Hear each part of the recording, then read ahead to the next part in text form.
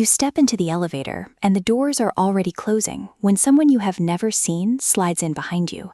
Your shoulders tighten. Your breath goes shallow. You find a reason to look at your phone, at the numbers lighting up above the door, at anything except the person standing 18 inches away. Nothing has happened. No word has been spoken, no threat has been made, and still some old alarm inside your chest has already gone off, quietly, before your thinking mind even noticed the doors close, because the part of you that reacted was never built for elevators, or for airports, or for a city of 9 million faces you will never learn the names of. It was built for a world where an unfamiliar face at close range was one of the rarest and most dangerous things a person could encounter, and it has not been updated since. Why does a stranger's presence feel like a decision your body already made before you had a chance to think it through? For most of the time humans have existed, you almost never saw one. Your ancestors lived in bands of a few dozen people, sometimes close to 100, and inside that circle, every face was known before you could even walk. Every voice, every walk, every laugh had been heard 1,000 times over a lifetime. Trust was not a policy or a decision you made fresh each morning. It was recognition, built face by face, year after year, inside a group small enough to hold entirely in memory. An unfamiliar face at the edge of camp meant something had already changed. It meant a boundary had been crossed by someone whose intentions, alliances, and history were completely unknown. And in a world without police, without courts, without any authority to appeal to if things went wrong, an unknown person was never a neutral fact. It was an unscored risk, and getting that score wrong in either direction could cost you everything. Too trusting, and you missed a raid, a theft, a rival group quietly testing your defenses before dawn. Too suspicious, and you missed a chance at an ally, a trade, a marriage that could have widened your circle the season your own group's lock ran out. Both mistakes had teeth, so the body did not wait for proof. It reacted first and asked questions later, if it asked at all. That reaction still lives in you. Neuroscientists have spent decades studying how the brain responds to unfamiliar faces, and one finding keeps surfacing across different labs, different methods, different populations. The amygdala, the almond-shaped structure sitting deep in your brain that flags threat and emotional significance, tends to light up faster and stronger for faces it has not learned yet than for faces it already recognizes. Researchers, including Elizabeth Phelps at New York University, have used brain imaging to track how quickly and how strongly that region fires when someone sees an unfamiliar face, often before any conscious judgment has fully formed. Is that quiet spike of alertness really about the person in front of you, or about every unfamiliar face your ancestors ever had to weigh in half a second? The anthropologist Joseph Henrich, who has spent his career studying how small-scale societies cooperate and survive, describes something similar playing out at the level of whole groups. In his research on cultural evolution, trust in early human communities was built almost entirely through repeated contact inside a bounded circle, not extended by default to anyone standing outside it. And Robin Dunbar, the researcher behind the well-known idea that humans can only hold a limited number of stable social relationships in mind at once, has argued that everyone beyond that circle was never fully processed by the social brain as a distinct individual at all. They were processed as a category, known or not known, safe or unscored until proven otherwise. This is not a story about one lab or one clever study. It is a pattern that keeps showing up wherever researchers look for it, across neuroscience, across anthropology, across the ethnographic record of small-scale societies still living close to the way your ancestors once did.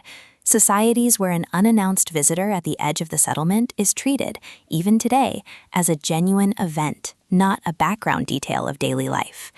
That consistency is worth sitting with for a moment. It suggests the wariness was not a cultural habit picked up recently, in one place, for one reason. It suggests something older, running underneath culture, shaping it rather than being shaped by it. Picture it happening once, the way it must have happened countless times, in countless camps, on countless evenings. A figure appears at the tree line at dusk, too far to see clearly, closer than anyone in camp recognizes. Someone goes still first, before speaking, before pointing, and the whole group follows that stillness like a wave moving through water. Mothers pulling children in without a single word, hands finding tools that were not being used a moment ago. The wrong kind of curiosity, the kind that walks forward for a better look, was not the trait that got passed down through your line. The trait that got passed down was the one that froze, assessed, and only then decided what to do next. That freeze was never a system malfunctioning. It was the whole system working exactly as designed, at exactly the speed survival required. Notice what the freeze was not. It was not a verdict, it was not hatred, and it was not even really a belief about the person standing at the tree line. It was simply the group buying itself time, a held breath before a decision, nothing more and nothing less. Most of those frozen moments in your ancestors' lives ended the same quiet way. A raised hand, a name called out, a face slowly resolving into someone's cousin from 3 valleys over, and the whole group exhaling together as the tension drained back out of the evening. Here's the part that reframes everything you thought you knew about this feeling.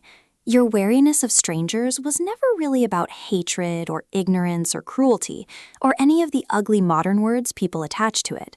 It was a cost-benefit calculation running faster than conscious thought, finely tuned for a world of maybe a few hundred lifetime faces total.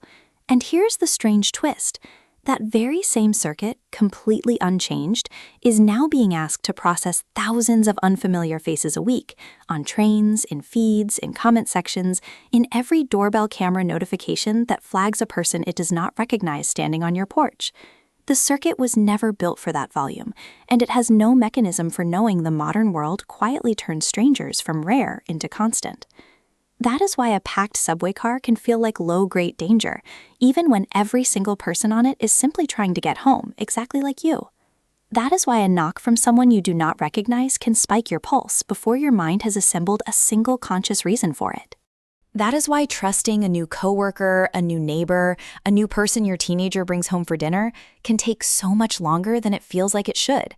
Not because you are cold or closed off or bad at people, because the part of you doing the assessing is still asking questions built for a world of 150 faces, not 8 billion of them, and it has never once been told to stop. That is why an entire industry now exists selling you the feeling of safety that a small band once gave you for free. The doorbell camera, the background check, the review section under a stranger's profile before you will get in their car or sleep in their spare room. None of that is irrational. It is the oldest instinct you own, reaching for the closest modern substitute for something it used to get simply by living inside a group of 150 people who all knew your name. You are not broken for feeling this. You are running a very old, very well-built system inside an environment it never evolved to handle, and the mismatch you feel is not a flaw in your character. It is simply the size of the gap between the world that built you and the one you now live in, a gap none of your ancestors ever had to cross, because for them, the tree line only ever held a stranger a few times in an entire life. Knowing where the feeling comes from does not switch the alarm off. It was never designed with an off switch, but it can change what you do the next time it rings, because the freeze at the tree line was never meant to be the end of the story on its own. It was meant to buy a few seconds of stillness, just long enough to actually look, to actually listen, and only then decide. Every stranger your ancestors ever misjudged in the generous direction became a friend, an ally, a spouse, a whole new branch on the family line that eventually became you. The same circuit that made them freeze also let them eventually choose to trust. Both halves of that system are still sitting in your chest right now, waiting on the same 3 seconds they always waited on.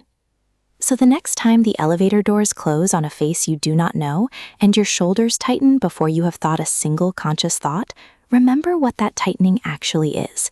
It is not the modern world failing you, and it is not you failing at being a calm, reasonable person.